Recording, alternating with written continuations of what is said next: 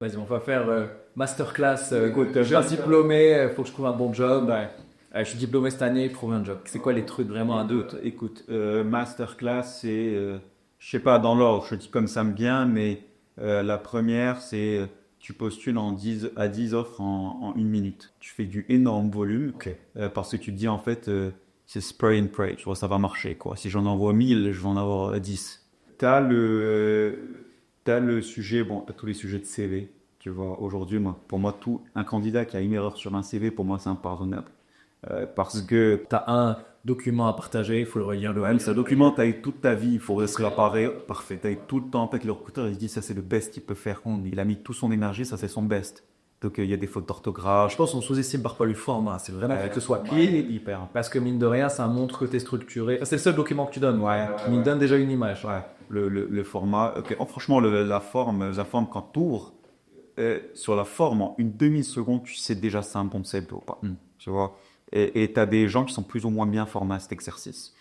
Tu vois, tous les profils diaspora, limite, tu ouvres le CV, tu sais que c'est un profil diaspora. Parce que tu sais que dans les écoles, on a donné les bons templates, on a donné les bonnes informations, c'est neutre, tu vois, c'est clair, la police est suffisamment grand, tu vois. Donc, et au Maroc, on a souvent ce sujet-là. Tu vois, le CV doit être vraiment bon. Et après, t'as des trucs assez basiques, tu vois, mais on se rend pas compte que beaucoup de candidats au Maroc font des no-shows en entretien, Ne viennent pas, s'en prennent un rendez-vous et ne viennent pas. sans prévenir. Ouais. Ça, c'est quasi pas le truc, c'est qu'il peut plus quasiment candidater dans la même boîte après, quoi. Ouais, C'est très. ouais, mais nous, on essaie d'aller plus loin là, parce que tu vois, il y a un moment où, à la fin tu vois, à la fin, c'est nous qui expliquons aux recruteurs, enfin, tu vois, les recruteurs qui nous expliquent que les candidats qui viennent, qui ont postulé par le job team, font des no-shows. En fait, c'est pas une spécificité de JobSeed, c'est une spécificité marché. Ouais. Et donc, c'est quelque chose qu'on essaye, qu'on réfléchit, tu vois, parce qu'on va essayer de le mettre sous contrôle. Et donc, l'idée, c'est juste que, tu vois, on va créer des règles sur les no-shows qui seront flagués at some point, tu vois.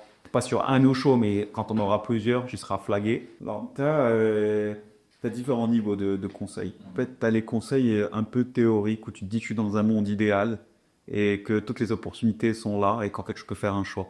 Donc là, tu dis au candidat, bah, essayez de comprendre ce qui vous parle vraiment, ce qui va vous passionner. Tu sais, tu as le concept du ikigai, là, je sais pas si tu vois ce que c'est. Un croisement de plusieurs dimensions. Alors, je ne les connais pas par cœur, mais en gros, c'est ce que j'aime faire, ce pourquoi je peux être payé, ce dont le monde a besoin, ce pourquoi je suis bon.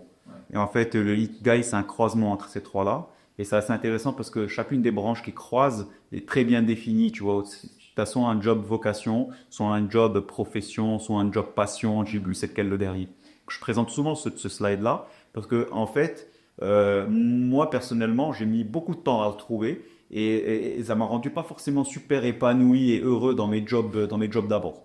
Et donc, tu vois, et c'est ça que j'aime bien aussi, donc j'ai beaucoup de gens dans la Gen Z, c'est, en fait, beaucoup font cet effort-là, d'essayer de comprendre.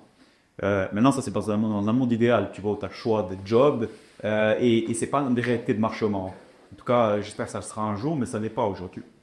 Euh, et alors, sur le marché marocain, c'est plus, en fait, des trucs assez basiques, tu vois. Alors, il y a plusieurs segments, tu vois, il y en a sur lesquels il n'y a vraiment pas de sujet. Il y a des candidats qui sont bien formés, qui sont bien préparés aux entretiens, qui sont plutôt bons et qui font les choses très bien.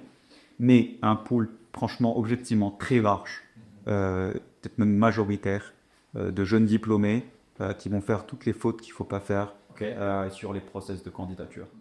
Si vous avez aimé cet extrait, vous allez encore plus aimer l'épisode complet qui s'affiche juste ici à l'écran. Et pour ceux qui ne l'ont pas encore fait, abonnez-vous à la chaîne. On a envie d'atteindre les 100 000 abonnés cette année, donc on a besoin de vous pour y arriver. Partagez le podcast autour de vous, ça nous aidera à continuer à vous amener des invités exceptionnels.